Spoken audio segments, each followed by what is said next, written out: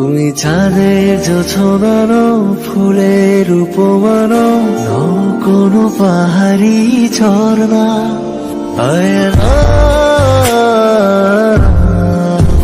তুমি হৃদয়ের আয়না।